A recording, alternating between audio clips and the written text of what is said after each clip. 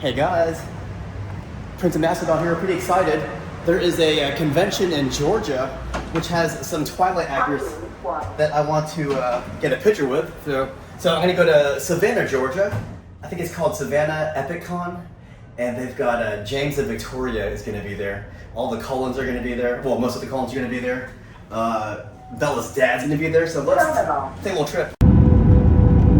Hey guys, my flight was delayed heavily. We were stuck on the Orlando runway for like 2 hours. If I missed this flight, they booked me on the next flight to Savannah. So I'm right here in Charlotte. It's like 8:20, I'm finally getting on my plane. Hey guys, I can safely say this is my first time in Savannah's airport. I'm really tired, by the way.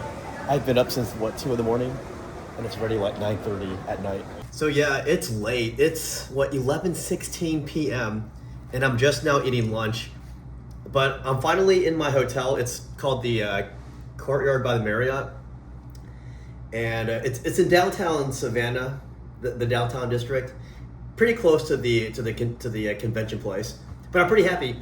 I checked the Epic Savannah website, and they actually released the photo op sales today at some point. But I already got my photo ops that I wanted. But it was supposed to be tomorrow morning at 6 a.m. Yeah, see, I'm on the Epic Savannah website for tickets, and they said the new batch of photo op tickets, autographs, meet and greet tickets were going to go on sale tomorrow morning at 6. But look, I'm already on here, and they are already selling the tickets. Look at that. All right, the sun's out. I can finally see what it looks like around my hotel. This is outside of my window here. Yeah, I'm actually in the downtown area, so I can see a downtown building. That is the visitor center. Day 1 of the convention. I'm very excited. Dang, this place is freaking huge. Guess we'll go in this way. There's like a million doors here. This way. Man, this hallway, it smells like a freaking new car. I kind of like that smell.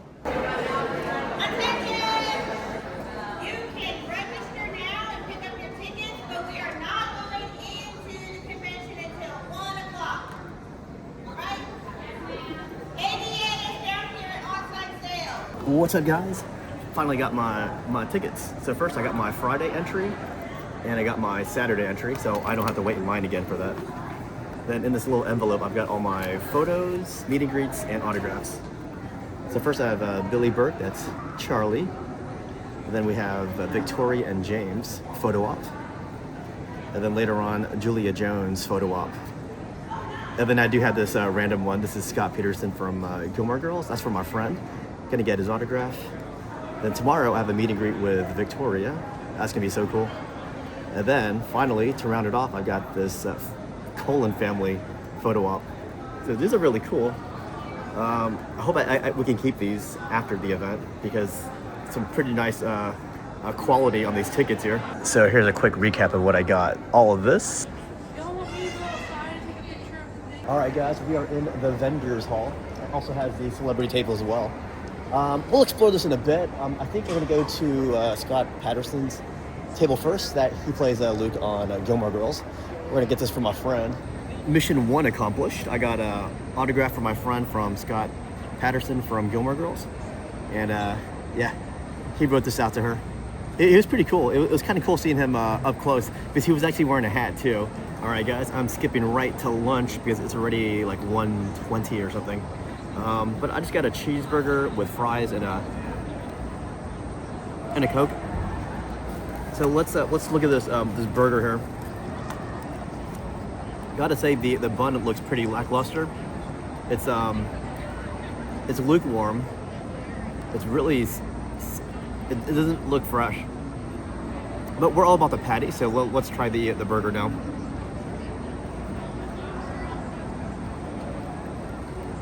I usually don't hark on about the food, but this burger is really, really bad.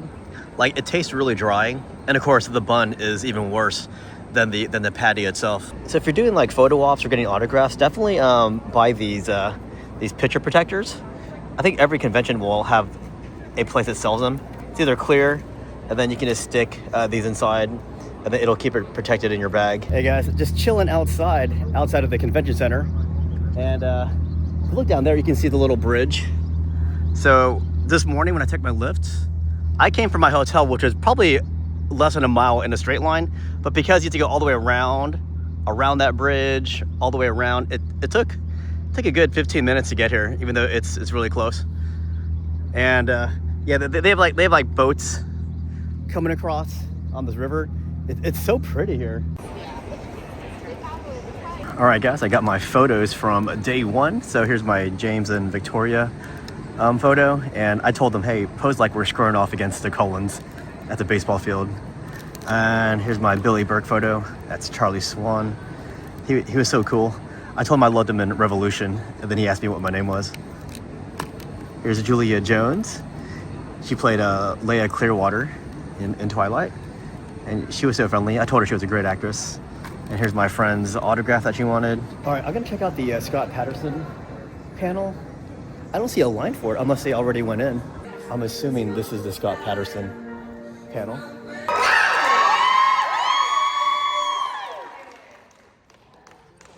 Good to see you again. Yo, nice to see you. Yeah, and this is the first Epic Cons in Savannah, Georgia. Yeah. Thank you guys for coming. It was my first time ever doing a rewatch podcast. Really? Yeah, I'd never done that. I didn't know what to expect. Well, we're a little different, you know. What do you think? Have you done more since? No. That's it. One and done, you guys. Yeah. Well, we had you on twice. You had me on twice, but one we talked about Lindsay and my character. You don't know. No, we talked shit about this girl named Lindsay. Don't tell. Lindsay from the show. Which I thought was meaningful because it was like the first time I'd ever done that in my life, but it didn't make an impact, I see. That's cool. As I said, I'm going to be a waitress soon. Anyways, clear. No, we thought Lindsay really got the shaft. That's why we went with John. Well, yeah, so the one we talked about Lindsay, Really? and there's things I never shared before, I was very nervous about. I know, right? No, you never talked. You hadn't really talked Because about it. the fans are so, you guys have Anti-Lindsay. opinions It's and- like, why? Why? Oh, see, they're not anti-Lindsay. So, okay, so here's the thing. The perception I thought was anti-Lindsay, but I'm learning justice for Lindsay. So I'm on my own evolution. And who started that? You guys. Yeah. Yeah. See? Yeah. Yeah. I'm hip, I'm cool, I see hashtags. I know what's up. She's a great character, and she did not get, even-handed treatment. I thought that Dean really messed you up. It was bad. He did. A married guy, I'm still in therapy over it. married to you. What's he doing, running around? I'll tell you what he's doing. He's 18. And he got married. What a weirdo. Man, I tell you. Listen, Team Jess, Team Logan. Yeah, I like that too. I barely want to act anymore. Is that true? Yeah. Really? Tell me more. I think I've done a lot, and there's a time to. I don't know if you want to step away, but if I pass on a particular project, it's not going to Brad Pitt. Okay? Right. Okay. It's like Patterson But didn't what take if it. you what if you get a role that Brad Pitt passed on? Would you take it? I would worry that it would affect our future relationship. Fair. Like, you took that role, You could no longer be friends. and we're not friends, but I want to be friends one day. The fantasy of potentially being friends would be ruined. I love Brad Pitt so much. Doesn't you have no everyone? idea. Yeah, I get what all the women are saying. I get it. All the men too. The men, if you're being honest, the guy. I saw him when they were he was right across the trailer from me. He came in on his motorcycle and got out. Where? And I thought, that's a tall drink of water. Where? Warner Brothers. What? My trailer was catty corner from Al Pacino's trailer when they were shooting Ocean's 12 Yes. and 13. Yes. And they were coming in on, Clooney had his big Indian motorcycle, and Brad had his what do they call it? His Italian motorcycle. a Ducati or something. Oh, right. I forgot about this. Yeah. I was walking home a lot to do an episode of Gilmore Girls. It was early on, so my mom was with me because I was only 17. And we were walking past the Friends stage. And he was dating Jennifer Aniston at the time. And so he was walking in the stage door, I would imagine, to see his girlfriend. And I just about fell over. And apparently I just squeezed my mom's hand for dear life and just like kept walking, like, what is life? And she said she'd never forget it. But I almost did forget it. That's really Yeah. funny. Yeah, they were there all the time. All the time. Did you make friends with George? Well, I'd been out with George years before drinking. And you never introduced us? Shame on you. No, I didn't know you. Oh, I did know you then. Well, I was a baby. You were 18. Yeah. You're 8. I can't. Yeah. I can't. No, you couldn't. But I could pretend you could. Yeah. Yeah. Okay, wait, who's cooler, George or Brad? This is a big question. Brad. George or Brad? Whoa! He is cool, right? Whoa, she's like full on George. She's like, Was it fun pushing Jess into the lake? It was the greatest day of my life. that was a great question. It really was fun. And we can only do it in one take. We didn't have the time to get him dry and get his makeup done again and get his hair done again. He's very particular about his hair. And, change the clothes because then you have to go back to the trailer. It would have taken another hour and a half to do. We didn't have the time. So they were saying, you got to get it right on the first take or we're kind of screwed. We're like, thanks. There's no pressure at all. And it just worked. And he really sold it too. Because I didn't actually push him that hard, but he sort of acted like I did. And he did that sort of flip. So he did a great job on that solo. That was my favorite part of the show. No, thank you. Well, You are you're amazing. adorable. You're Yeah. adorable. Yes, you did. Thank you. You're very You're welcome. welcome. Hearing all these stories, I was wondering if there's, for both of you, a moment in your entire career that you're like, wow, that actually happened. I never, my entire career, thought that would actually happen. Yeah, that's when I saw Brad Pitt go by his motorcycle and then get up and take his helmet off and then walk into his trailer. That was it for me. That was the highlight of my whole career. Yeah, and mine was when I saw Brad Pitt walk to Jennifer Aniston. Tell a real one. She wants a real answer.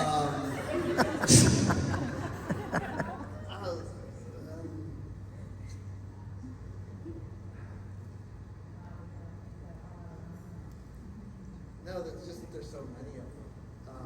Hashtag blessed. Yeah, no, right? It's like,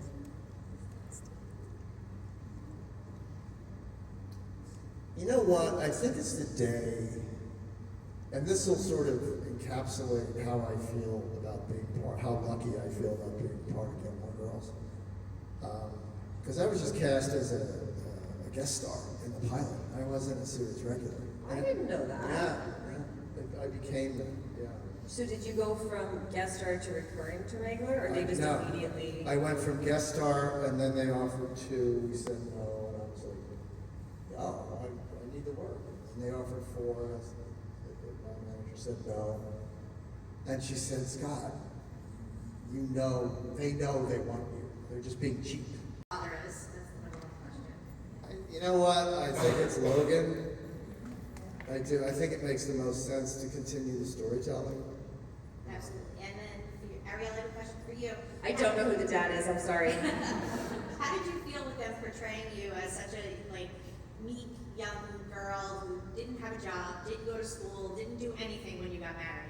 Do you think that's a portrayal of what Dean was looking for, having a housewife, or if it was? I think Dean's an idiot. Yeah, that's a great question. Again, just kind of speaking to where I was in my own life at that time, being 17 or 18 when we shot that. I think even though I was on this hit show and had moved from Florida to Hollywood and, in a lot of people's minds might be looked at as success, I felt, I think, very meek on the inside. I really did just feel like it's only a matter of time before I'm out of here, and I had like a lot of self-sabotage stuff going on. So it's an interesting question because I'd have to go back and watch it now, and I probably would have a different opinion. But at the time, I just saw her as a people pleaser and someone who liked having control and kind of always putting her best foot forward. And I feel like in a lot of ways that represented who I was trying to be on the outside and kind of shut down what I felt like on the inside, which was very like meek and vulnerable and scared. And so I think for me personally, I identified with it so much on like a personal level that I didn't really, it didn't affect how I saw the character at that time. Thank you so much. Yeah. Well, that was a downer anyways. Anyway. Listen guys, self-sabotage is a real bitch. Don't let it get you down. Anyway, does anyone else have a question before we wrap it up? Okay, right there. Good. I have a confession to make that I really enjoyed the Twilight books when I was like 12 or 13, and I was a guy and I was like worried about what people would think of me, so I kind of hid it. But let me tell you, it was exciting. I really enjoyed it, so I'm the right person to host this. So anyway, please welcome to the stage Maggie Grace, Julia Jones, Rachelle Lefevre, Gigandet, and Billy Burke. Hey guys. Any order? Of course. You guys all been to Savannah before? Not too much, but there's a ton of filming that happens here. I know. I feel like I'm gonna spend a lot of time in Savannah. I hope so. This is a really cool city to wander around, so I highly recommend wandering around. You guys all, other than Twilight, you all have a bunch of great credits, and I'm always curious to ask this question. Actors talk about like finding a way into a role. Like the goal is, the dream is when we read who we're playing, that we go, oh, I really get this, but sometimes we don't. Do you guys, what do you think of finding a way in? Is it like an article of clothing, or do you have any experience with that moment? I feel like Billy wants to take this one. Why is everybody looking at me? Is there an obvious answer here? Yeah, Charlie was a cop, and he needed something, did something, and I figured 70s porn stash was the way to go. Hell yeah. It's always the way to go. That was my in, and I just let the mustache be the word the entire time. You know what you're saying as a joke, but it's, I completely understand, like, it does indicate how you would play this person, for sure. It does a little bit, yeah. Yeah, absolutely. A little fur on your upper lip. Anybody else? I don't know. I liked playing the villain, so that was my end on this one. Was just like, who would I be if I didn't have to obey any of the rules? But actually, like, just like, I don't know, as a woman in the world, like, I imagine that a lot. Right? Like, what are these fucking rules we're supposed to abide by, and all these things I'm like succeeding or failing at in like the box of being a woman? And I just went, oh, I don't have to do any of that, actually. And so, I don't know. I'm not trying to make it sound heavier than it was. Like, it's not my, Victoria was not my feminist manifesto or anything. But it definitely was liberating in that sense. Yeah. Makes sense. Yeah, I think it's different every like role, and sometimes it's a physical thing, or sometimes something resonates in the. Sometimes the crowd goes all the way to the back, and today it's a Friday, and I know people have jobs and things like that. And when we came out, you all had so much energy. Like, it just, the way you applauded when we came out and what you gave us. Thank you so much for that. It was really great, and I really thought there was so many more of you, and that is a testament to like how much you gave us. So Your oomph, so to speak. So we're very grateful. Thank you for your oomph. Thank you for your oomph. It's motivating to count. That's sweet. Sweet callback, I love it. What's your name? name is Marlo, and I was gonna ask what the audition process was like.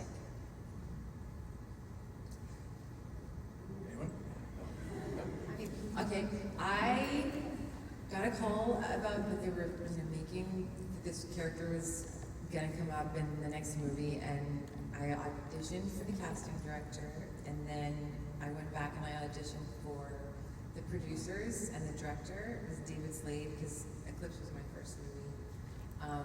And I do remember that I totally forgot all of my lines in in the callback, like in the important audition, and I wound up just like ad-libbing, just making it up.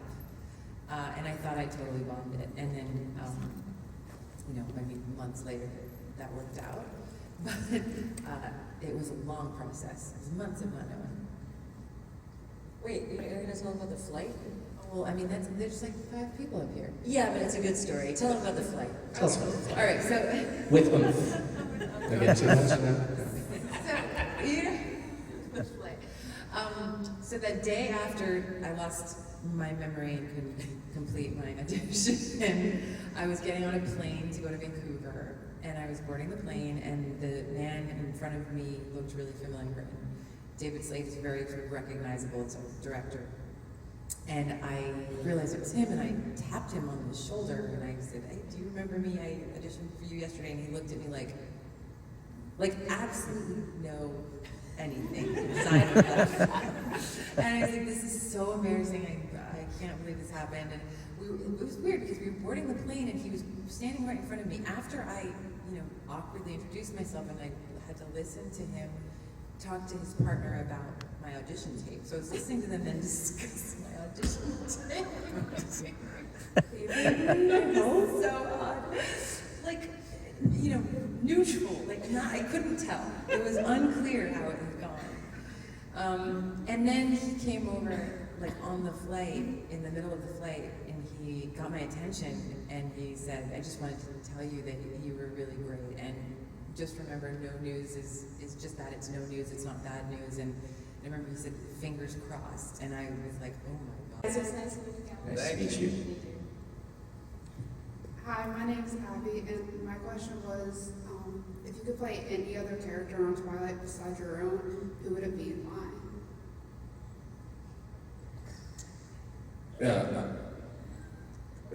Robert's character. What's Robert's character's name? Edward. Edward. Obviously. You gotta Google it, man. Yeah, I should have done that before. Yeah, I'd have played Edward. I'd have kicked his ass. Yeah. I wanted to play Alice because we were filming the first one, and I wanted to play her because she's just fun and perky, and it's totally the antithesis of Victoria. But also, we were filming the first one, and we found it, and Ashley was like, "Oh, because I gotta go to Rome," and I was like, "You gotta go where?" And then was it New Moon or Twilight? I can't even remember now. They all bled together. But I was just like, I want to play a character that goes to Rome. How do I get to do that? So purely for selfish reasons, would have wanted that part. I didn't get to go to Rome either. You should have played Alice. That was my first choice. Nice, thank you so much. Thank you. Hello. Hi there. Since you played a series with supernatural elements, were there any aspects that were like, yeah, I definitely agree with this aspect, or like, no, a vampire or werewolf would never act in this way? Good question. I got lucky. I didn't have to deal with any of that. I just, as I'm doing now, I just stay oblivious to this. Healthy place to stand. It's good. And it seems like no opinions, no. Okay. I think the rules of this particular world, like the world building, is really specific, and so I think they were pretty consistent overall with the rules of that world. But I think how Stephanie interpreted vampirism and like the nature of the life that goes on 1,000 years was different than how some other authors have treated it, and I found that interesting. But personally, I have felt compelled by some other interpretations too. Well, there's also a distinction between werewolves and shapeshifters, and so I think by making the wolves shapeshifters, there was more license to not adhere to what a werewolf was historically. But she did, she created this world, her own kind of world where she could write the rules. She gave them agency, right? Because they can shapeshift at will as opposed to this force being sort of thrust upon them at midnight. More or less. They're empowered in a way. Do you have any opinions? It's supernatural, so like it's up to you can't fact check it. Yeah, that's true. That's the problem with Unless there's this. something outrageous, like a werewolf turning into a fairy, and then at that point it's like, now you're pushing it. Yeah, that's true. That's where you draw the line. Fairies. That's no-go zone. That's the line. Copy that. I really wanted fangs, and I know I'm not the only one. Or a vampire being rogue. Being what? Rogue. As in financially, like in Yeah, debt? financially. Yeah, IRS would probably target them, I'm guessing. You can't spend a century and be rogue. That's True. But are you paying taxes if you're a vampire? Are you? Would you pay taxes if you were a vampire? I just kill myself. And Ooh. not like It got natural dark. sense. Oh my God, I'm available to talk after. is it vampires who are apparently dead and still getting their social security checks? Yeah, those are the ones! Guys, we solved it! That's the 300-year-old that's still receiving Social Security. Yeah, I went there for a minute, Maggie. That was a fun question. Thank you. What's your name? My name is Paige, and my question is, what is your favorite part that your character did in the movies? Like favorite moment, scene, favorite.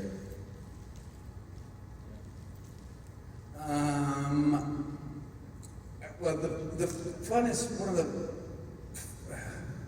the best part about, let me start over. I'm new at this. One of the things that I loved the most was one of the days we had to shoot Edward biting me. And we had to go through various food items. This is Rob's idea. Various food items on my neck where we start off with chicken, we start off with, swear to God, turkey, and then poured honey on it. We poured, Are you saying, wait, so you're saying that he was selecting the food to put on your neck, and what was his justification of those different foods? To get a different yeah, to be like, oh, is this what? Is it sweet? Is it savory? Yeah. It was more of a texture thing for him. Spicy, maybe a little spicy. Did he skip lunch? No, he definitely. Yeah, I think he was just hungry. Yeah, and I think we ended up with chicken breast and honey. So dry. I totally We grasp was the soaked in chicken, honey. but I question the honey. Why did he need the honey? I think it's like, because they don't have blood, right? Do they have blood? Right? I mean, I just pay taxes, so. And so yeah, it was like, hey, this is what they would ooze if they get bitten. Honey chicken, apparently. I mean, we were breaking, glass ceilings left and right with this. So yeah. Is this how you work, Billy, with the food? This is what you would do, right? I'm not listening anymore. That's a pretty good moment. That's good. Does anybody else have a moment? We can get to the next person. I want to know what happened after that. Like, did you guys go out to dinner together? He was full. He was full. That's good. Thank you for your question. You're welcome. Yeah, thank you for that question, because none of us knew that story either. So thank you. What's your name? Hello, my name is Alexis, and my question is, many of you guys have been in different genres like sci-fi, action, and it was talking before. But what kind of genre in movies or TV show would you really like to play? Because some of you guys, a little bit of stalking again, you were on Star Trek, you were on Mandalorian, someone's done Taken, the action movies. And so, I just want to know what kind of genres would you really like to like play in that you haven't done. Comedy. Historical dramas, that's what I watched growing up. I'm obsessed with them, but I'm from the Midwest and you kind of have to be from London. No, I can see you with the hair and and the corsets and the accent. I see it. I remember a guy observing how obsessed I was with these movies and being like, yeah, you only like movies with girls making out in old clothes. Very specific. Historical dramas. Nice. I'm probably the opposite. I want to do an action movie, like in the vein of a Taken, like an international, sort of fun, physical, big thing. Yeah, I'm the same action movie. Like I get so jealous when I watch those like behind the scenes footage of people training and like I just want somebody to pay me to work out and send me food in a box every day, and I just want to do that for 9 months and then go make a movie. That just sounds like fun to me. I just want to get ripped and I don't know, kill multiple assailants at once with my bare hands. Hell yeah. That's pretty awesome. What do you got now, Kim? Comedy. Comedy. Sure. I'm gonna blow your minds here. I would like to do a musical. Like an actual song and dance type musical. Not that I'm gonna be great at it, but I want to do it anyway just to see what happens. I like it. I admire it. Of all time? Yeah. Oliver is one of my favorites. Like, I'd love to play Fagin. Oh, I can see that. And I mean, I'm not gonna lie, I love the Wicked movie. That was great. Awesome. Thank you. Melissa, how you doing? Okay, so this is more about love. So, reading the books, watching the movies, all the years of falling in love with everybody, when you watch it afterwards, do you feel something? Because I know in books and movies, they were so moving, do you feel like anything, like when you watch it, can you see yourselves feeling that connection and the love that was in it? Everybody had a certain purpose. Do you mean like when we watch other characters, like other people playing their relationships? But all of you, your guys' relationship, the passion that you had, every single person had such a powerful impact on that movie and books, but you guys were the actors in the movies. But I just feel I don't really, I always wanted to know that because I see it in a different way.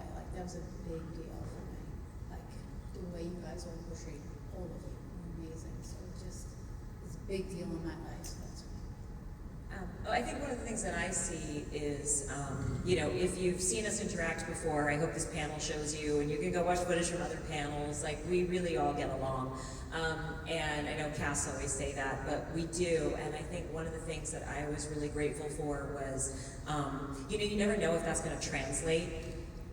Chemistry doesn't necessarily translate, or it doesn't.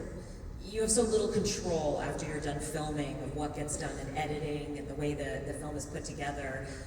And when I watch it, I definitely see when you see the Cullens together, it's they really, because they were a family off screen, and it does translate on screen. And so I think that one of the things that I enjoy is just watching the actual authentic relationships that were taking place find their way onto the screen. And I thought that was pretty special. I got something. Good question, by the way.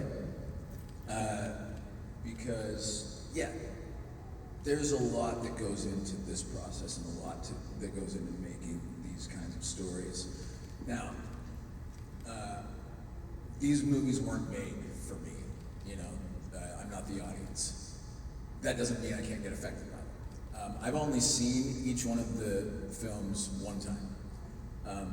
But I do remember there's a moment during the wedding between Charlie and Bella that, and I don't remember precisely what the moment was, but I remember going like, yeah, this is why we make movies. This is what we're trying to do. We're trying to elicit some emotion and tell a story about people that may or may not be real people.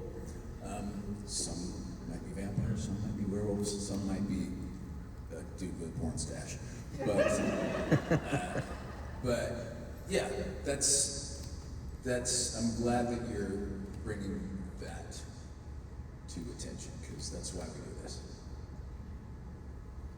Thank you so much. Hi. I was just wondering, and this is for everybody to include here, what is the most favorite acting job you've ever done in life? Dill Scallion. Sorry. I got to do a Broadway play once, which was a really special, big learning curve, but really special experience.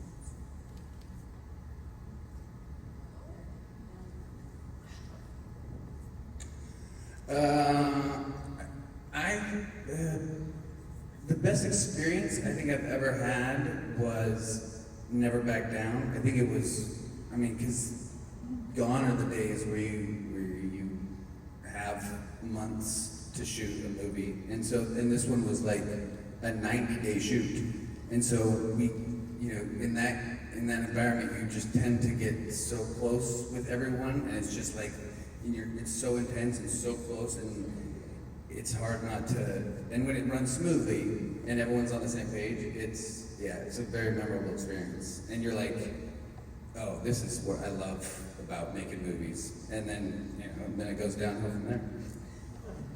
I have to say, man, I've been in martial arts my whole life, and I loved that movie when I was a kid. That was a great movie. I really enjoyed it.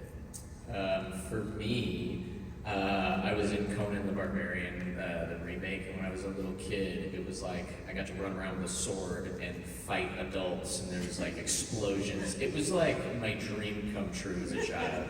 It was so much fun. But it's always changing, but that right now, probably. I don't know, I do not have one that is really strongly standing out, but I think I might say The Mandalorian, which was I was not on it for very long, but it just checked so many boxes. It was really fun, it was hard work, it was working with friends, and everybody creatively was at a really high level, and you did something that people were just so passionate about the material and about the characters, and we were making it up as we went, and we were working with new technology that had never been used. There was just an energy on that set that was like a very high vibration. So just when I look back, I think that was like a very fulfilling, fun experience. My job is always the one that I'm doing. Like just trying to be present in it and not necessarily comparing, it's too hard for me to, because it's not about the finished product. Like I said, we do a certain part of it, and then you just have to let go because you have no control. And so the thing that I feel belongs to me is the moments that I'm actually in. And so I think just being present and fully just enjoying whatever it is I'm doing and the people that I'm doing. You guys touched on it a little bit, heard your story, Billy, about being moved, but a lot of times it's just the job, right? Sometimes we don't feel super connected to the moment and what we're doing. But then there's those moments that I feel like are like a drug to me, where you are really just in the zone. I think for me, the first thing that came to mind was Westworld. We were speaking in a different language and in the most beautiful place ever, and it shot so fast that you had no idea. You had no time to prepare. You were given pages the day before. You had to learn the other language. You just had to show up. And I remember feeling like, oh, this is coming through me. I had no kind of bearing on it. And it was kind of it was a beautiful, special experience. I don't think I've had quite the same thing any other time. It was like the lack of time. Yeah, it was absolutely the same. It's almost like the lack of time to prep prevents our brains from like being too aware of what's going on, and then the instincts just happen. I think that. I tend to feel like if I'm doing it right, then I kind of, not literally, but I kind of black out, you know?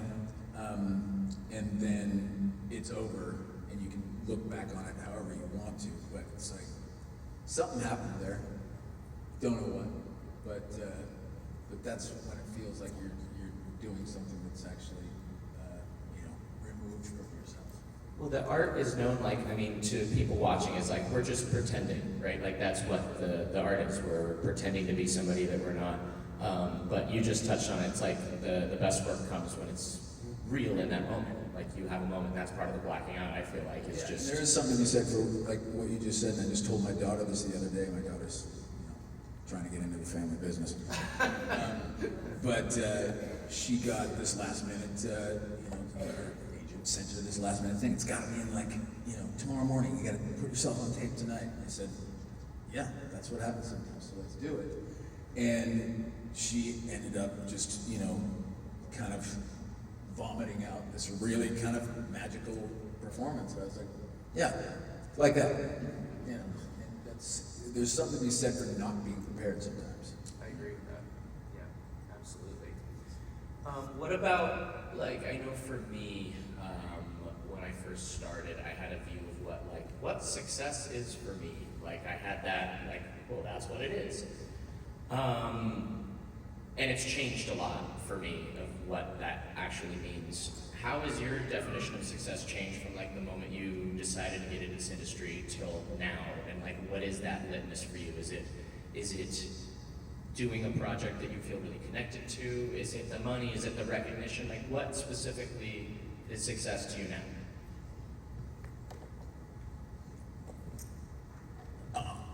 Honestly, I don't look at it that way. I don't think. I haven't. One more about, like,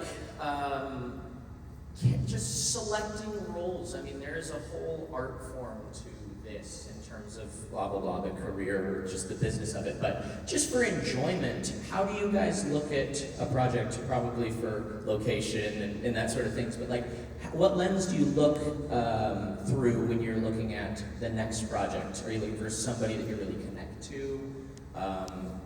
What do you look for? You want me to take this again? Take it home, baby. Present day is far different than 20 years ago. It's far different than 5 years ago. I'm pretty sure I'm the oldest one on this panel. And I've been doing this now for 30 plus years. And in the beginning, speaking to, your aspirations and your wants and your unearned, you walk in the room going like, what else do you need to see? Come on. You had at least in your mind, that ability to make those choices. To be very honest, and I think everybody here will recognize this, the choices that you are presented with, if you don't slam hit to the top immediately, become very limited. And so you're choosing from things that you probably wouldn't normally choose from to begin with. And I am guilty of, I have turned down far more things than I have said yes to, and sometimes stupidly, but stupidly on a different level. Like, it wasn't right for me. I don't want to do that. And it ends up being like, a thing.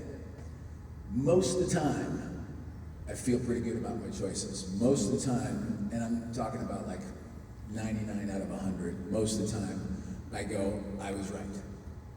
I watch whatever it was that they were saying, you should do this, and I look at it and go, so glad I didn't do that. you know. So, I don't know what that says all in all, other than, other than just patting myself on the back for being really smart. The choices that you get to make now are far different than the ones that we used to get to make. Makes sense. In my experience. Yeah. So go become an actor, everybody. Doesn't it sound fun? I'll follow that up with beggars can't be choosers. Yeah. Yeah. It's a tough business. So jump to Hollywood. Yeah, people look at actors that are on things that you recognize and like, you're like, oh, that person's made it. And it's like, that's just not how it is. I mean, especially nowadays, you get people auditioning for things. You're like, oh my God, you were just on this. It's just, you know, every job you're going to be unemployed after. That's just the nature of the biz. Yeah, and if you're lucky enough to have a succession of you know, however many jobs that is, and lucky enough to become, oh, you're that guy from the thing. Yeah. Don't know who the fuck you are, but yeah. That's success. Absolutely. That is all the time we have, you lovely people. So thank you for joining us, and thank you all for coming to visit this Epic Cons. Thank you. Thanks, guys. So just finished those two panels. One was the Scott Patterson and Dean's girlfriend panel from Gilmore Girls, and then the other one was that Twilight panel, which was fantastic. I gotta say, if you ever had the chance, make time for a panel, because panels really do complete that convention experience. You get to hear the celebrities talk, if that's what you're there for. I came for the celebrities, obviously. So that was really cool to see, just hear them talk, and then, you know, just kind of pick their brains apart. But yeah, day one of this convention was very good. Not many people today. Even the vendors room, not many people were selling.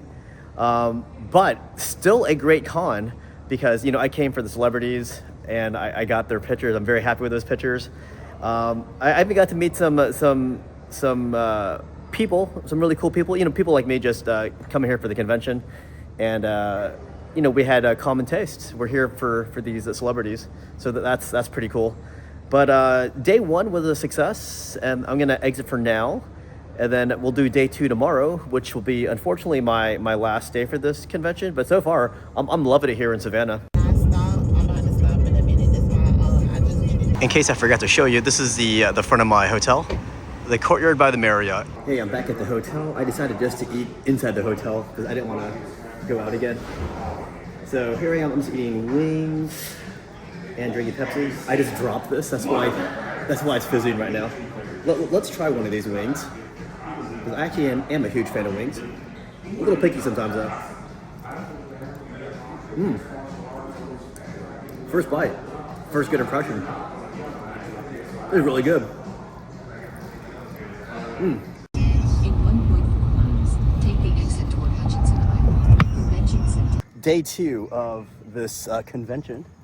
So I got here kind of last second. I do have like the Coulson family photo op in like 30 minutes. And then right after that, there's a panel with them, plus all the Twilight actors from yesterday too. So we're gonna be jumping right into it. At 1 o'clock, I have my meet and greet with Rachelle Lefevre, who was Victoria from Twilight. And I'm debating if I should add anything else. I'm trying not to spend too much money today. But I just had a vacation last week in Missouri.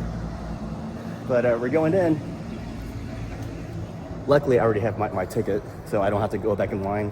So it's Saturday only, guys. So it is a bit more crowded today, but it's still kind of early, so there's probably more people. Oh, the photo op area is packed right now. I mean, compared to yesterday, it's packed. But yeah, my thing doesn't start until 10, I believe. So I don't think I'm gonna line up just yet.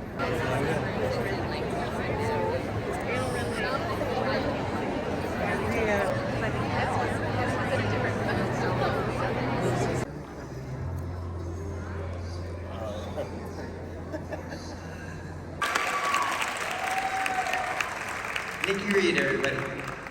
Sit next to your hubby.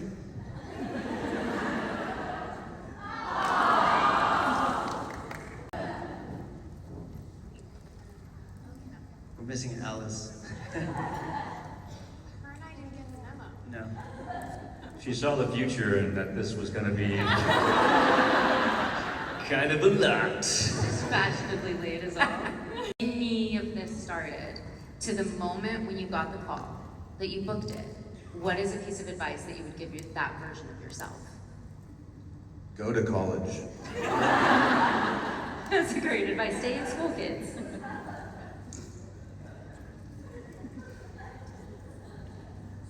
Ask for more money?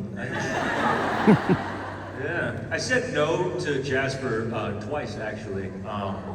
The first call I got was technically, you're not going to be playing Edward. They gave it to the Harry Potter guy.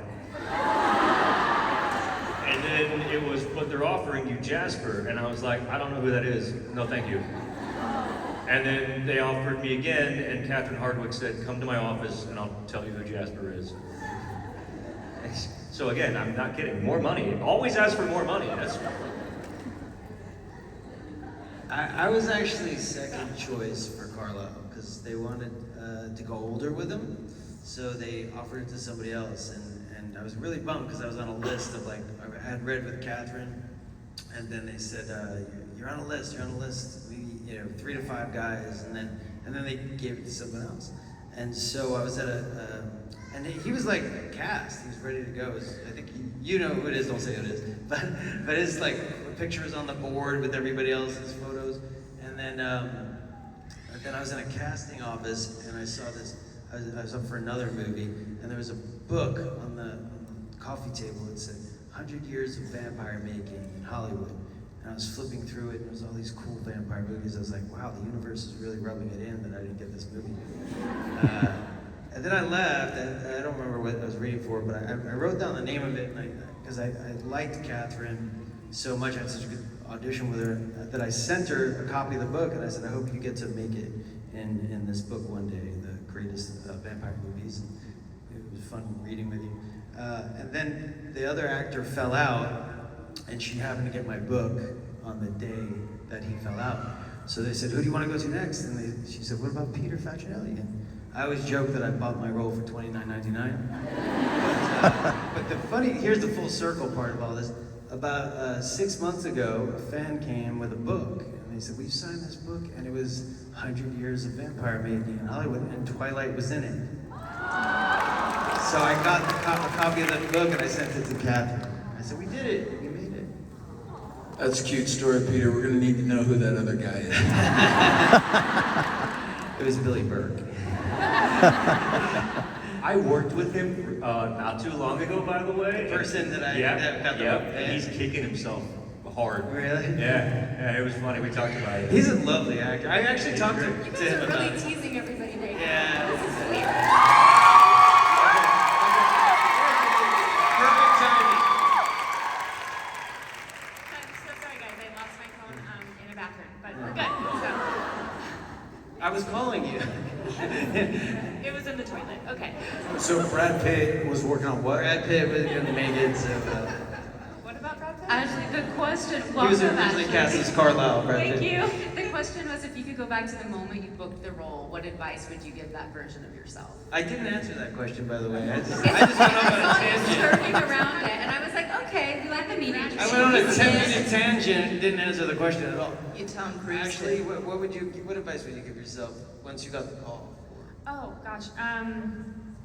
I wouldn't change anything. It was such a wonderful, beautiful moment. I cried. I called my parents. They cried. It was awesome. What I would tell myself though, just in the experience of Twilight, is to get comfortable with having time in your trailer. I think, Nikki and I were just talking about how we have zero time and the kids and life and all these things, and to have an 8-hour stint to be in a trailer is really now a luxury. That sounds luxury, yeah. Sounds great. At the time, I was the makeup and the contacts. Yeah, whatever, I'll take it, It's fine. But at the time, I remember just being oh my God, it's so rude. I can't believe they call us in, and we'd be waiting for 8 hours, and now it's there's so many things that you can accomplish, and there's so much reading to be done. So I think just enjoy the entire process versus finding things to pick apart. If you guys are ready to move on to the next question, just tell me to be quiet. But I was actually I'm ready to move on. I was waiting Next for question. that. You're not my father. I'm moderating. Moderator? I'm moving out. You're grounded. That sounds fun. Go ahead, sorry. I was working in a clothing store in Hawaii when I got the call, and I was, working as an actor. I had done 13 and Lords of Dogtown and a couple of things, but I always had this burning desire. There's a crazy echo on these. We should break out into song. Hello. I always had this burning desire, I'm gonna make this really short, to go off and experience human things. I know that I already am saying that right now, human things. It was a joke, kind of. Didn't land. It was a joke after I said it. And it was really hard for me to leave my job. I think I was making $13.99, not the film, the dollar amount. And I was really proud of myself, actually, for committing to this job, and I had just moved into the position of managing the cash box and opening and closing the shop. And I know that I was 19 years old, and I had been working since I was really young in one capacity, and I wanted to not just the Simple Life Paris Hilton style go say oh, what's it like to work a job? No, I really wanted to work a normal job, and to this day, actually, that's what I do. I actually have never returned. I still run two companies and I work normal jobs. But I think the advice that I would give is to always prioritize growth as a person beyond all else, beyond ambition, beyond career goals. Every time we would wrap a Twilight film, I would, move off to another country, and I would get a call from a publicist or an agent going, "You don't want to go to the MTV Movie Awards, or you don't care about being on the cover of this magazine." I was like, I do. I care about those things, but I'm actually learning Greek right now, and I have a tutor that comes to my place in a little He's hot. town off the. He's a really hot Greek guy. Comes to the house. So that's what I would say to all younger versions of all selves, is to continue to prioritize who you are as a human being beyond, no matter what your career is, career path. Because I still think about that time I worked in that clothing store, and Catherine called me, and I've had many jobs like that since then, by the way, but Catherine called and she goes, "There's this little book I found." I actually think I may have been the second person cast. I think it was Kristen, and then Catherine called me and said, "There are a bunch of characters in this book." And I said, "Yes, it sounds like a great idea to play the least liked character in a film series." Maybe that was an interesting choice I made. Did she ask, sorry, I don't mean to take over your job, but did she say you could choose whichever one, or did you have to read for the studio, or did you pick Rosalie, or did you ever think of picking Alice? This is a lot of questions. A lot of questions. Very curious. Well, this could very easily be misinterpreted as sounding like I had sort of pick of the litter. It was sort of phrased in that way, but only because no one knew what the films were going to be at the time, and so it was just this little book that hopefully could, get off the ground. And so it was sort of look at all these characters and who do you gravitate towards, and then come in and be at the studio. And at the time, I just, as you can see from my career, had an infatuation with playing what I thought were dark and complex characters, which if I could go back in time, I'd love to play some really light characters. So yes, and I did think about that for the next 10 years. Damn, Alice would have found really fun. Yeah, so that was the process. I think I was the second one cast. But did you try, put yourself on tape just to try it out, or you just you got an offer just because you had your This relationship? is feeling uncomfortable now. No, it's actually, it's great when you get offers, but I didn't know, sometimes you're oh, let me try this on. Listen, I don't ever want to audition ever again, but. I did not formally audition because the studio looked at 13 and felt, I guess, there was, a lot of evidence that playing a bad girl was in there. But I did do, I did a lot of costume misunderstanding. What I loved about Catherine is she looked past you know, like for Carlisle, I don't have blonde hair, spoiler. And she doesn't have blonde hair, but she could look past how you look and get the essence. And a lot of directors, they don't have that. They're like, oh, they don't have blonde hair, or they're not that, you know, this, Well, or I they're not have a that. theory about why. Catherine was a production designer at first, and so she has this ability to go into an empty room and bring it to life through vision, through filling this space, right? And it's a really unique quality as a director, because she really did that with all of us. She had this ability to look past, like Peter was saying, just the physicality. Billy didn't have a mustache when he auditioned, and she knew. She was like, I could see it. I could see it. Also, Billy didn't officially audition, he just had a meeting. Oh, okay. Both not true. I think something else that makes Twilight so special is how action-packed it is, how many stunts there are. And I was wondering if you guys could talk a little bit about the effect that all of the stunts and the choreography. Favorite moment of a wheelchair in any movie is your little wheelchair dance that you have at the beginning of the first movie, where you guys are like all around, and it's like we see you in the background, like Kristen and Taylor talking, and we see you guys in the background dancing in like a freshly rained street. It is to this day our favorite wheelchair moment. That was a stunt double. It was not Billy dancing. I think we just made that up on the spot. I love that. No Improv. idea what happened there. I blacked out for a bit. Come on, some of you must have something to say about stunts. So every director, I love that. Every director had a different approach. That was a very interesting thing about this. That every film we had a different director, except the last two, and they all had a different approach to, you know, the choreography. So maybe one of you guys want to talk about Cat Class, Jackson. All right, so for the first film, they actually had us do cat classes, and by us I mean the Cullens, really. And then Probably Rachelle too. yeah, so Billy doesn't know this, but you know, we had to do really silly kind of bodywork stuff. Where like Catherine Why was don't you like, show them? Okay, freaks. All right, so what I want to have us do here is we're gonna be like in cats. We're gonna be like, you know, we don't want to be just humans standing there, so we want to have a little bit more of a feline agility to us. Yeah, that's how I felt. Honestly, the way you're looking right now, that's how I still feel. I like And we did a lot in pre-production to just see. I think it was kind of like how far Catherine could push us and to see like what crazy. It was definitely an icebreaker for sure, because you had us like pretending like with a yarn ball and just like. Yeah. But you only really see it in the baseball scene whenever these bad vampires come up.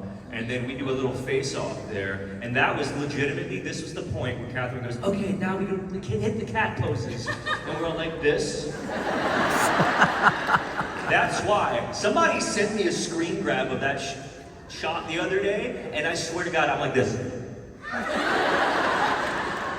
I was a really prissy kitty. But we were terrified. On the other side, we were terrified. That was like, whoa, they're like full-on cats. Yeah. Scary. You're not gonna want to mess with us, meow. I always joke that Jackson went in the litter box in the corner, and then we all kind of bonded. So. Why is that a joke to you? She's like, not the kind of stuff. He's very method. He's very method. Yes. Oh, stunts. Okay. Yeah, but in all So- seriousness, we did love the stunts. Stunts. Here's cut to the last movie. Spoiler alert. Like I get read the script, and there's all these great stunts, and then I read my part, and my head gets cut off. I'm like, oh man. Terrible misreads and stuff. What were your favorite moments? I don't know what you're talking about. I didn't mess up once. Oh, excuse me, you guys are actually all completely perfect. Talking about mistakes? Not these people. No. But I don't know what movie you're talking about making over there, Peter, because I didn't have any of that. You didn't have any of this stuff. You didn't have to inhale the paper snow. I mean, they we would just just blow our plug nose in, and paper wad would you come know. out of our nose. They'd be like, no, it's okay, it's healthy paper. Like, okay. I didn't realize there was more than one Twilight movie. They should have had you come back. The ghost. You ghost of James. We were talking about this once, that your character was really sane And the Cullens were the insane ones, because like she was just the person that was in love that was like, you took my partner away from us. And when I started looking at it from that angle, I was like, yeah, because they're just doing what vampire people do, you know? And they're looking at us like, you guys are the crazy ones. You're like the lion that's like sitting in a house somewhere eating like, you know, carrots. You know, so then I looked at that perspective, I was like, yeah, I guess the Cullens are we're the odd ones out and all. So they're not bad vampires. That's like saying you're a bad lion. You know what I mean? Yeah. You can't be a bad lion. Also, we were each dating somebody our own age. That's true. That's true. That's true. Alice and Jasper are very appropriate, just so you know. We have a very healthy relationship. Very healthy. Wait, so which of Nikki's absorption companies did you take today, Peter? Because I want that. You're like, you're on a whole nother level. What did you keep in? It's in my bag. It's called flying in on a red eye. In the lack of sleep.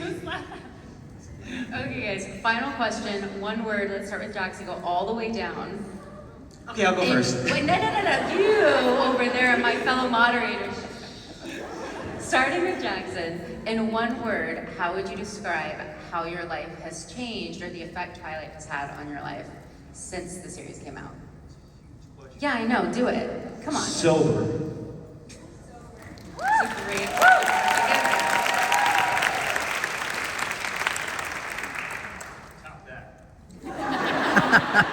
Friends. I was gonna say friendship.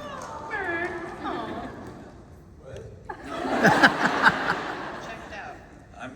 You lost me. Not sober. That's 2 words. I can't top that. I was gonna say she lost me and go all the way down. Go ahead. Downhill. No, in a good way. Like a skateboarder. Like a roller coaster ride. Fun times. Yeah, I'm gonna also steal Friends. I think, yeah, it's accurate. Love that show. Right? It's a good show. Smelly cat, smelly cat. Wow. Adventurous. Oh, I like that. Aww. Evolution? I was gonna say evolved. Look at us. Synchronicity. I love it. We've come a long way. Yeah. All right, Peter, now it's your turn. And now you're quiet. I said I was going to say evolved. Evolved. Yeah. It's your turn, Peter. I'll say old, just because it's been a long time. In a good way, in a good way. Old. Downhill and old in good ways. 350, but I don't look a day over 250. You know what I'm saying? Just a comedian over here. Well, thank you guys so much Thank you guys. for being here. Thank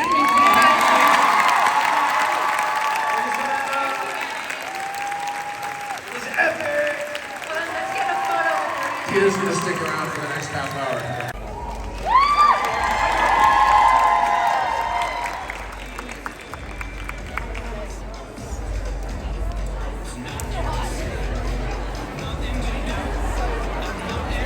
So yeah, Saturday crowd levels are a lot more than yesterday, which was Friday.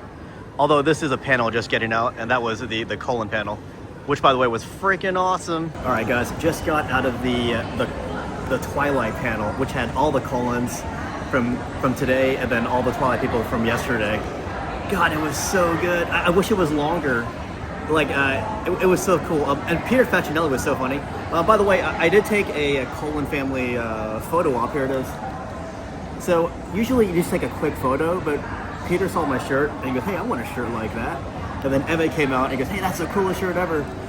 And then I was like, hey, can we do like a vampire pose? Rosalie was like, Well, I said fierce. And she was like, wait, you really want it fierce? And then I was like, just kind of be like a vampire or something. And this is the pose that we came up with. And Jasper was really funny. He was like, yeah, if I saw somebody doing like this, I'd be really scared of them. Yeah, it was so cool, guys, getting all the Coulsons finally. Because like, I've always watched, the Twilight movies. I saw them in theaters as they all came out individually. I was in theaters for each one of those. But I wasn't really a fan back then. I kind of retroactively became a fan after making fun of it for so long. But Yeah, let's see what else we can do. Oh yeah, I still have my 1 o'clock meet and greet with Victoria, so I'm pretty excited for that. Dude, look at that freaking food line. I feel like by the time I get there, I'm gonna miss my meet and greet, so I might just eat lunch around 3 or 4. This line is huge, guys. It's still going. Okay, not bad. It only took like 25 minutes to get through that line. But I'm going with chicken tenders today. But those burgers yesterday were so bad. Yeah, those chicken tenders were actually decent. So yeah, skip the burgers next time. Get the chicken tenders. And the fries are pretty good. Really greasy, but they're pretty good. And the wait time was about 25 minutes roughly. So it wasn't as bad as I thought the line would have been. But I definitely needed food, so it looks bad, but it's really not that long. Heading towards the meet and greet area. They have like several rooms. I want to make sure I'm in line for the right room. Shouldn't be much of a line though, since it's only 14 people per meet and greet or so. So for my meet and greet, I chose Rachelle Lefevre, as I think she is a fantastic actress who played a very underrated character in the Twilight movies. She played the main villain in Twilight and New Moon as Victoria. For the meet and greet, we were given a private room just to talk to Rachelle Lefevre, with the potential of having 14 other attendees participating.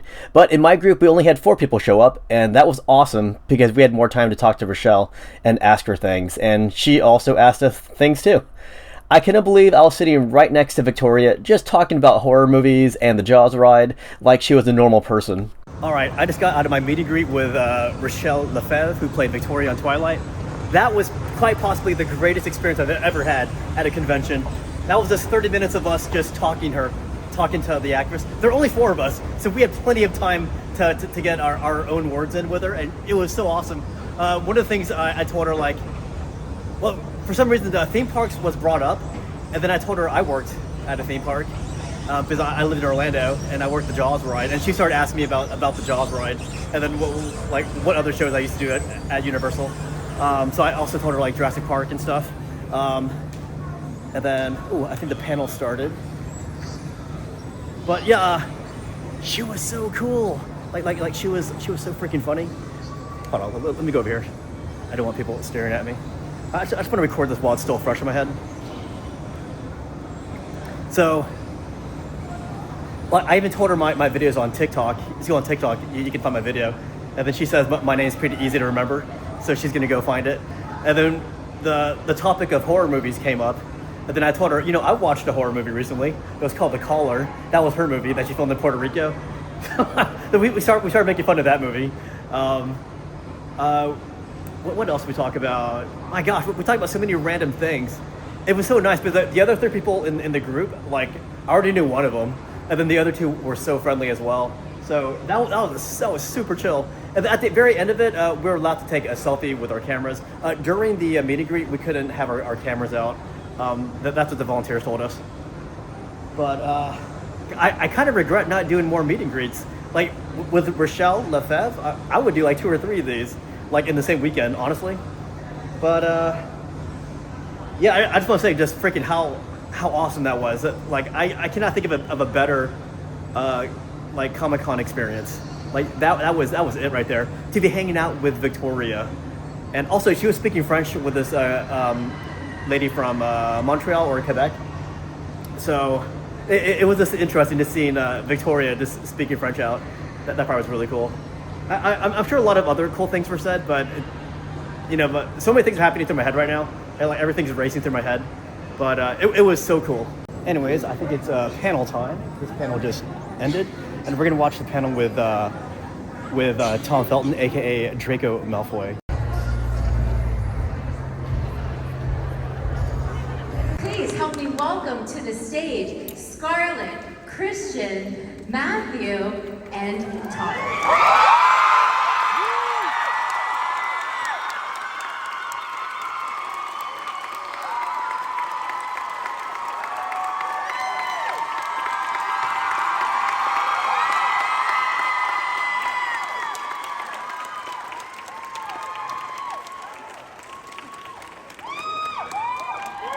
Good afternoon.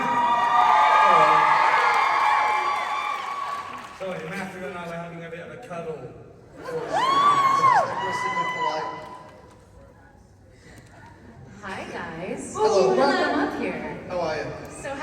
have you guys up here. Huge fan, as we all are in this room, so I want to kick us off. I like having this as a bit of an icebreaker question.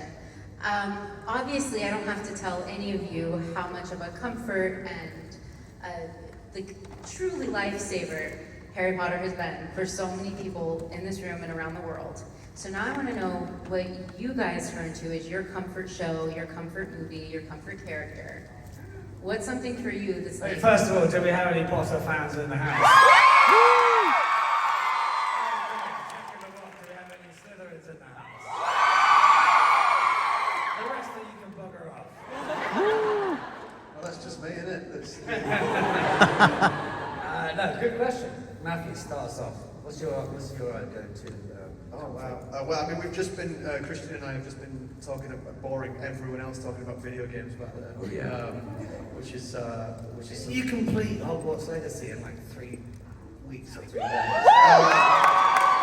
I did get the platinum trophy on it. Yeah. I did text him saying like, how do you get past this? Yeah, you're really bad. It was so bad. But no, do you know what my favorite? I like Star Trek. I'm a Trekkie. I'm a bit of a nerd and that stuff. Which is like. Yeah, I like Star Trek. I watch all of them.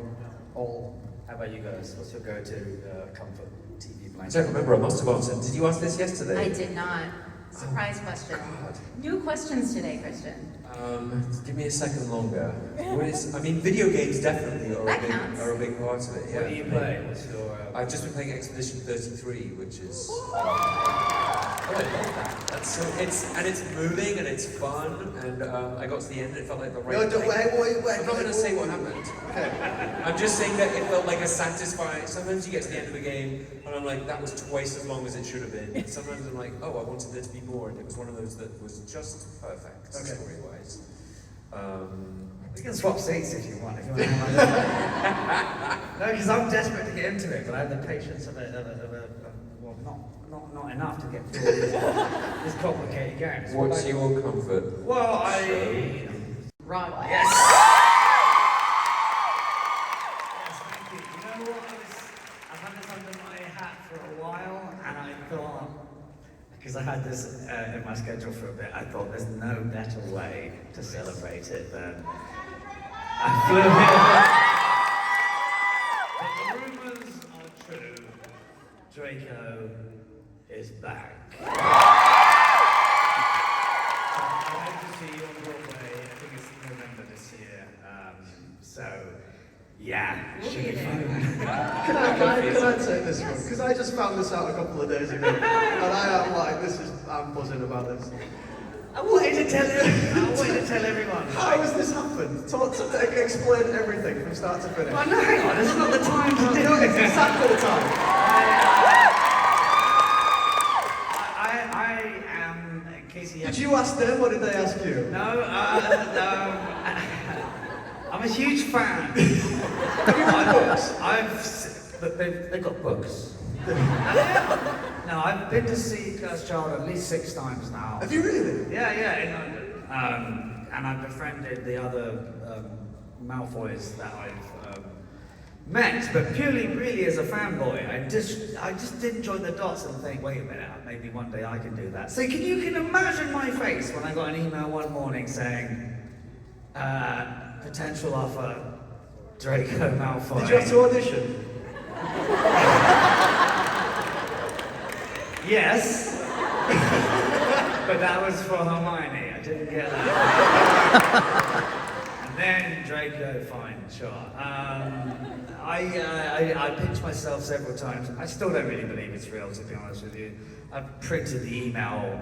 As soon as it came in, were you just like, do you think, oh, I don't know, were you like, that's amazing. Okay, between you and I, so occasionally you get the emails, right, from your agents or managers or whatever, and they say, I know what you're going to say to this. And that usually means, in my case, Dancing on Ice or Celebrity Jungle program or something that I'm just like, I'll leave it. And this was one of those ones that he said, I know what you're going to say here. So I was waiting for a cookery show or skate or something, I don't know, whatever it was. And they said, do you want to play Draco Malfoy on Broadway? And I just pitched myself, and I still do.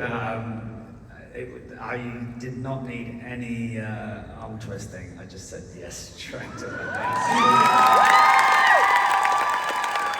Thank you. Cheers. You get to say that you've been on Broadway. Feels like a bit of a cheat, but still, they all count. Can we talk about this on there? Well, I can't wait to see it. I'm going. I'm very excited to go. I'm definitely going. We're very excited for you, and it kind of got me thinking. I cannot imagine getting to return to a character after years and so much life experience, and like we're all, I think, different people than we were at the beginning of our careers. So, leading into a question for all of you, Matthew, we'll start with you. I know, get ready. If the opportunity arose and you got to step in those shoes again, would you do anything differently? Well, no one actually. Not would you do it. Would you do anything different? I don't want to give an exclusive, so if anyone hears this, you can't tell anyone. But one of my clauses of coming back as Draco in Potter and the Cursed Child is Longbottom comes back too. It's not possible. They didn't tell you yet. It's not possible, is it? He's not in that, he's not. He is now! Sorry, I hijacked the question. What was the... But yeah, so if you could fill those shoes again, would you do anything differently, or would you try to play it kind of closely? Are you wearing a wig, or are you gonna just are you gonna dye your hair again? It's perfect. I'm wearing a wig, definitely. Okay. It's down to my... I'm so excited. Would you do the TV? No, I wouldn't, no. Okay, fair enough. What would I do different was the question. Yeah, what would you do differently? Oh, I do all kinds of stuff differently. Yeah, I really struggle to watch any of that stuff back. I mean, again, it just comes with experience, and I mean, I've been doing this over 30 years now, and I feel like my approach to it would be very, very different now from what I did. I love you! We all love Longbottom. Let's hear a shout out.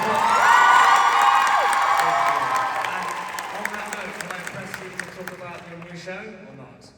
No, I want to talk about your new show some more. I've seen him on stage before, and he's incredible, so I really can't wait for this. It's going to be so good.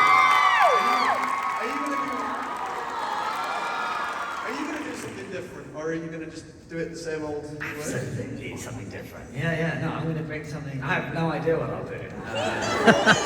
I usually make it up on the spot, right? You have time to figure it out. You have until November. No, I don't really have. It's the same character, I get it. We look similar, but it's a different story. He has a son. He has to collaborate with Potter to get their son. I mean, it's a whole different thing. If you haven't seen it, it's exactly where we left off from before. 19 years later was the last scene with me putting my son Scorpius onto the platform 9 3/4 to Hogwarts Express. So. Someone just correct me, please. Now's the time to do so. But yeah, that's more or less it. Which ironically is 19 years later, and it's exactly the age that I am now. So I guess they were just waiting for me to get older. But very, very, very exciting. I hope to see you all here, all there. And if you are at stage door, remind me, and I'll give you a cuddle. I'm sorry to hijack the whole thing, but I was very interested. Thank you for indulging me. Sorry. Christian, would you change anything? I feel like, you know, when you go in for to do ADR, and you, which is like sometimes if there's sound issues on the scene, or they change the dialogue, they get you to go in and you re-record, you like match your mouth movements to clean it up. So you're like by yourself. You're by yourself as a sound engineer, and you're seeing the performance for the first time usually, and sometimes there's this thought in my brain that's like, oh, I wish I'd done it this other way. And then the thought is, maybe I'll try doing it this other way because I can re-record it today. And it's always a mistake. Because the thoughts you had, I've forgotten like why the impulse I had on the day was the impulse I had. I'm like a different person than I was 6 months before. I've forgotten all the like feeling, and also the person I'm in the scene with isn't there. So like it's all like ego response to the thing and not about the truth of the scene. So I feel like I would want to go back and change things, but it would probably be the wrong idea. Like I actually think. Like I imagine you going and changing any element, and it would just be so like it would lose the reason that you were there in the first place. Any of us.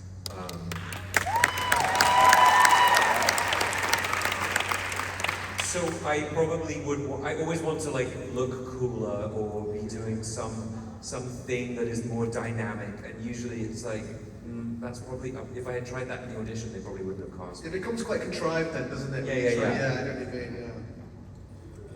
Scarlet, would you have been Team Slytherin still? Would you have switched? Yes, Team Slytherin. But no, like talking more about what you're saying as well. I think it's just one of those things where it's easy to like really overthink certain days when you're working, and certainly, kind of like auditions too. Like you put a lot of time and effort into something, especially when you're preparing for a role. I think the healthier option is to always just leave it where it is. So yeah, no, I think it's fine, just like that. It's actually what Christian was saying was interesting. Like, I don't know how you guys feel about this. And this might be boring for you guys. It's more about like craft. But like everything's like self-tapes these days, right? We very rarely go in the room these days for auditions. And I find that what happens is when you're at home doing these self-tapes, you try really hard to hit every beat and every note, and therefore it becomes that kind of, you're messing around with it, and it loses the kind of the instinctive reaction that you get. Yeah, this, exactly. And therefore it loses a bit of magic, I think. There's something about having that one chance to do it at a time, and then finding something new and interesting and reflexive. With the self-tape, I can imagine like a lot of tapes that come in for casting directors, they're probably all very similar. Like, because everyone... One question for you guys is, if you can, I know it's an impossible task, but if you can summarize into like 1 or 2 words what the experience has been to you. Just 1 or 2, like it doesn't have to be a major thing. No elaboration. I missed the middle bit of the question. If you can summarize in like 1 word or 2 words, what the experience has been to you like now. Somebody asked me this about another show where like it's the experience. No. I feel like this should go at the other end. Yeah, Scarlet, kick us off. No, ladies first. I think that's position. I don't know, it was just such a special, unique experience, and when I joined, everyone had already been there for like quite a long time, like working together, and so it really did feel like a family, and so...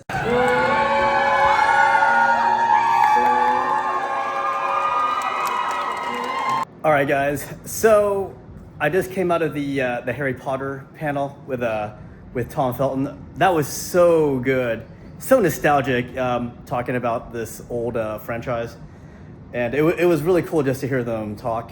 Not just the accents, but the things they said were very interesting. But yeah, my day 2 of Savannah Epic Con is going to be coming to a finish. I do have an early flight tomorrow. So I just want to reflect on these last 2 days at this convention. So it was my first time in Savannah, Georgia. From what I've seen, it's really pretty out here. Now, this is actually in the downtown area. So my hotel is probably right around that area. It's right across the river. But as I said in another clip, I had to come across that bridge right here. See that big bridge? I'd come across. So it's about a 15-minute drive, and it's out there somewhere. But yeah, from what I've seen, it's actually kind of nice out here. Everybody in Savannah is so friendly. Like when you come into a store, people like greet you. You say hi, they say hi back. It's got that small town southern feel to it. I really like that. But yeah, this convention was really awesome. What really drew me to this convention were all the Twilight actors. Because I had never been to a convention that focused on Twilight. I mean, it wasn't just Twilight here. They had Harry Potter. They had Shadowhunters. They had some other franchises here, but I came specifically for Twilight because, as I said in another clip as well, I wasn't really a Twilight fan until more recently. Like when the movies came out, I watched all of them like the weekends that they came out, but I wasn't really a fan back then. But now, as I get more into it in my older age, I become more entertained by the movies, and I definitely want to do more stuff like this, especially that has all the Twilight cast coming out, and that was really cool, especially meeting other fans who love Twilight. Like we all like it for different reasons, but I think a lot of us agree that it's not the best movies, but it adds to the appeal. Like some of those cringy moments that happen in it, it just makes it more cult. More cult-like, I guess, if you want to call it that. It's hard to explain to a non-fan. They're not going to get it. But I used to be a non-fan, and I didn't get why people liked Twilight so much. But yeah, I kept watching it, and I kept enjoying it. And I think I made fun of it more, and I started to actually really like it. But yeah, I came for the Twilight, and then I did see some other things, like Scott Patterson from Gilmore Girls, and then Tom Felton from Harry Potter. That was really cool. I'm happy I got my photos. This is kind of a last minute booking. Like I booked my flight to Savannah like 2 nights before my trip, and then I also got my hotel like 2 nights before. I bought everything like 2 nights before the actual trip. So very last minute. Like the idea of coming here was always on my mind, but I didn't really commit to it until I purchased my tickets. Once I saw myself hitting purchase, I'm like, oh, I guess I'm going to Savannah to check this stuff out. And I'm glad I did. I'm really glad I took the plunge, because I finally got pictures with Twilight actors. But I'm gonna call it quits. My thoughts on Savannah Epic Con. Yeah, day 1 was really small. Day two was a lot busier. But I loved every minute of it. It was great seeing those Twilight actors up close. And if you do get the chance to do these, try to do their special meet and greet, because it's not, as it says, it's not a really quick meet and greet. It's actually a 30-minute sit down with these actors, at least for Savannah Epic Con. I'm sure everyone does their meet and greet differently, but at Savannah Epic Con, their meet and greet is something completely different. And I loved every second I had with Rachelle Lefevre. But I'm going to call it quits. I'm going to go back to my hotel and rest, and then tomorrow I have an early flight. By the way, guys, don't go out there, because that door locked on me.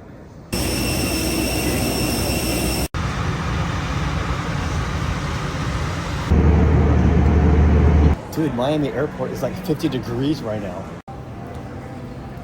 That wheelchair is driving by itself. All right, guys, I am back in Orlando. And I gotta say, I probably should have drove instead of taking the airport. Savannah is only 4 hours from Orlando, and it probably would have been shorter if I drove versus flying, because for some reason, all my travel were connecting flights, even though it was such a short distance. So it was a very inefficient route. Anyways, I'm just glad that weekend that I was able to do all that, because it was really fun. I just gotta pick up some food, start editing my video.